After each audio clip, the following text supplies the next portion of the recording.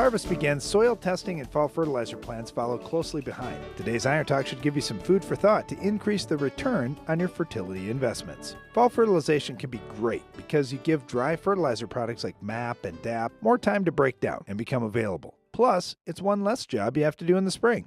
However, it's my contention many farm operations will be wasting money on fertilizer this fall, and that means there's an opportunity to get a better return on your fertilizer investment dollar. Here are a few ideas. First of all, fall urea is a bad idea. Urea is not the best form of N to use when you got months before you'll plant and there's a possibility of heavy snow or rain between now and then. I know you may think differently about anhydrous, but if you're going to use something in the fall, that may be one of the better options. And of course, ammonium sulfate could be a good option in the fall too. Otherwise, wait until spring. You'll often save yourself 10, 20, maybe even 60% of the product by putting it out a little bit closer to when the crop needs it instead of losing some over the winter. Okay, my second point is about banding, and banding is just so much more efficient than broadcast fertility. Especially if you've got high calcium and high pH soils, nutrient tie-up is a real thing. For example, if calcium ties up phosphorus, it becomes insoluble in water and it may never come available for a future crop. By banding, you keep nutrients concentrated so they naturally resist some of that tie-up.